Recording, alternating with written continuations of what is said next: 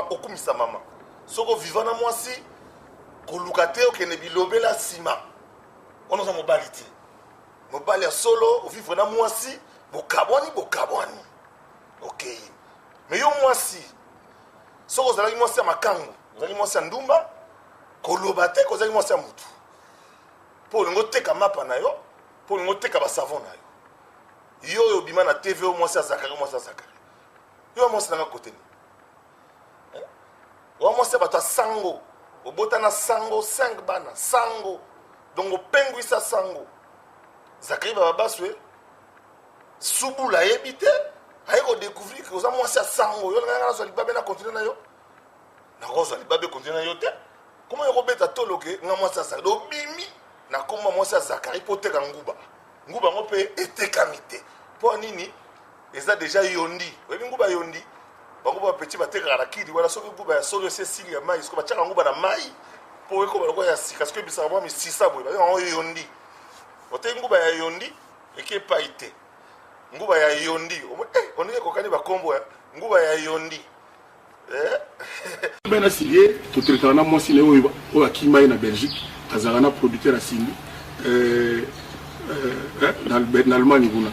tozalaka na masolo na ye mosusu oyo bato bayebi te nga nayebi ye parti donc nayebi donc soki akoloba na kobetela bino kaka masolo lelo ne tozoba moto tosolaka chaque jour mwasi oyo akima ye na poto po amonaki mobala bongo akoki na ye te lelo aza producteur productrice ya album ya single single kero spécialement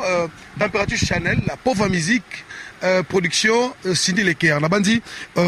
tozabongona productrice ya Cindy Leker oyo lelo aye na séjour pour na bandeni ko régulariser makambo par rapport ya album ya donc Cindy maxi single produit par Maison Pauvre Musique. Alors vous avez bon madame Véronique Ozali Bongo, représentante il y a Maison Pauvre Musique et puis responsable. Oui madame. Merci, bien merci. Tout à sala ma bembula na mbula. Lelo boye mutata ko simbele ba kisi yango na kini. A signé na ya sokol maboko, aye ko vanda na pare ko molia le sedi ki na mobali na ye. Batikelo soko ba kisi ko ko telenganisa mutu. Keba na mutalati costume cravate libanda kolula ete ataba na mutu ka kitoko kolula ete ota go se la tambola na Zakari mutu mote bakari ya ka occasion ya kala aga na kar moko 007 ngala problème na ite za petit moke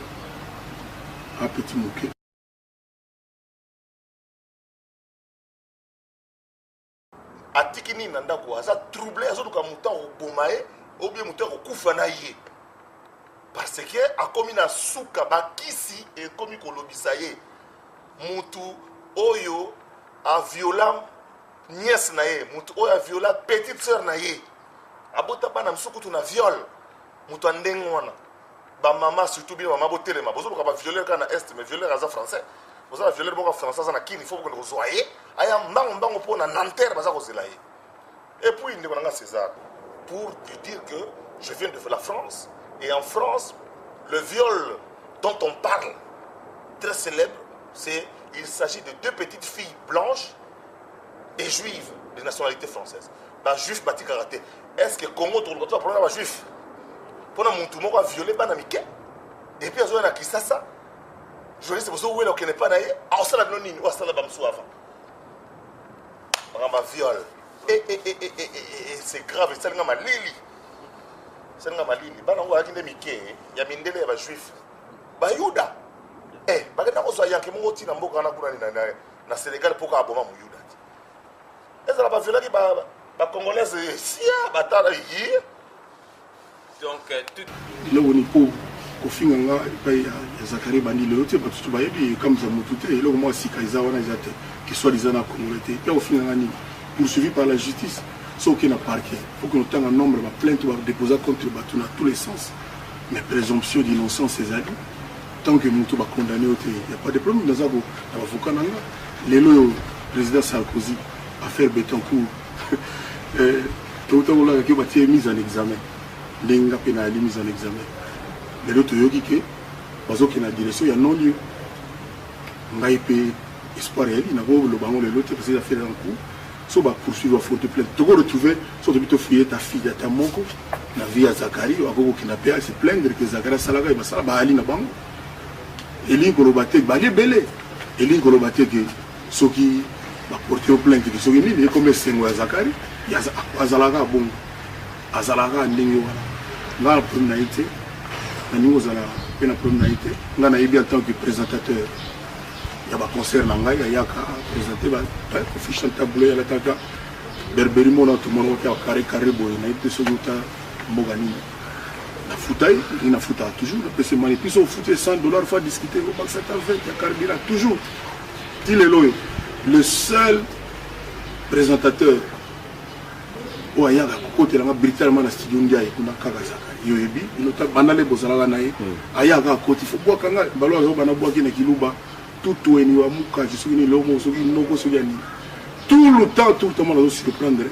ngaka na sina bwaka ye nayebi ke naza artiste mo munene oliaki grand mokuwa bakobetelo maboko mais soki oviolaki mwana moke eza pasi mingi so bapoursuivre baforte plainte toko retrouver so tobi tofouiller ta fille ata moko na vie ya zakari akokokina mpe ase plaindre ke zakari asalaka ye basala baali na bango elingi koloba te balibele elingi koloba te ke soki baporte plainte ke soki nini ekoma esengo ya zakari azalaka bongo likambo eza na tribunal ya Nanterre eza likambo ya viol sur mineur blanche française et juive ezali likambo ya bacongolaise te mpo sino te badélégation to eyaka na poto awa boye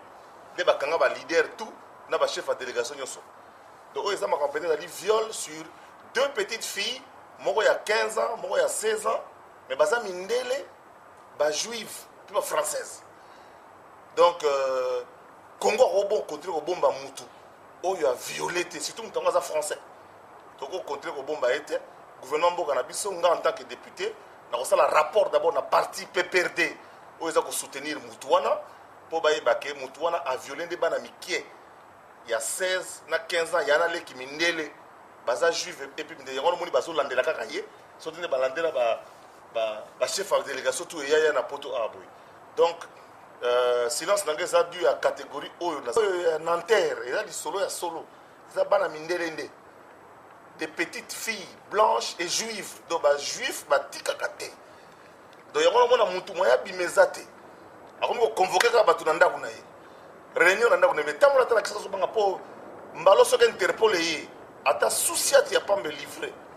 mutu azongi mboka ne France aya koexplike bango ndenge nini ye akendeki koviole bana mike bino bandeko nyonso to kota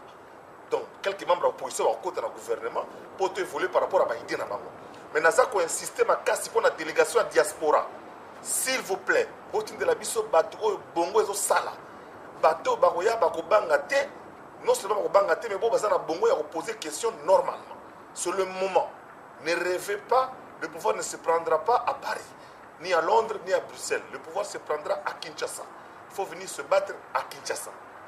Yami Balé le 21 oyo président de la République chef de l'État azakoya na cérémonie officielle ya ba Belge oyo roi Philippe oyo akomi roi ya ba Belge sika akozwa pouvoir na ye bo sambrouiller te po bo monete de beaucoup na été donc bo kende pas pour mbila Belgique akani asa musara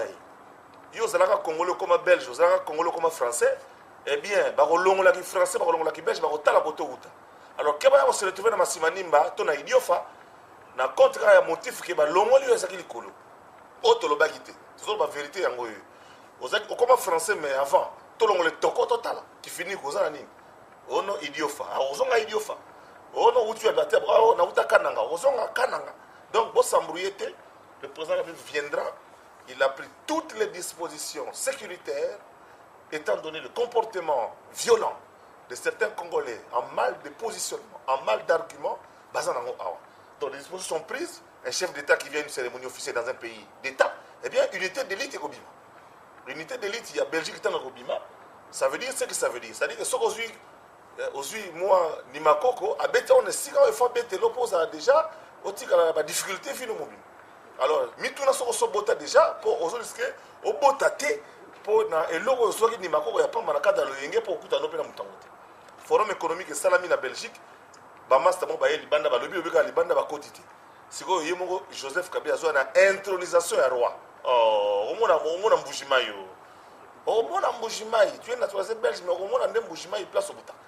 okomona Kananga place obuta okomona Idiofa koto uta okomona Lenfu koto uta ya misato ba journaliste tout oyo bokota ki neti na côte la kozala contre Zakari bokosa bigogo bino tout na bino na kobetela bino ponga na grand yanke na yumate mende journaliste alobaka trop député politicien donc on peut politicien ça dit politicien ko bomayo politicien a aussi mis touche politicien ko empoisonné yo politicien ko sala tout poison politicien donc là za candidat na poste tout ayebi solo ka salate pour bon yemo alobi aza journaliste était aza polémiqueur abosana ki lui politicien mais polémiqueur c'est-à-dire limoutou mo atie polémique dans le monde politique aza politicien était la preuve venait azalata na camarade moko te ya politique mutu moko ta ko sepela tambolaka na Zakari donc na koma pena politicien keba na loyenge ya bato et autre lobaki te ba petit tout bokota ki na nenga faux boye bake nazala mino mayele ya ki politicien bokoza bigogo ya bigogo pona mwana kisasa bi mwana ka boza bigogo a solo donc les solo on peut dire est-ce que combattant zunga te pour so combattant zunga lero yo ouais le système à clé bo ba ko so do ça dit que da ko so frappe nyama te na conseil frappe wana qui se bitumba et ambango fanatique na ba komi belé na ba o ba fuka misaka Zakari de l'histoire fuka misaka na Bruxelles na balabala ka pour ba bengai ba bitozila et les sous-sous de comme non tout na molo molo zo comme publicité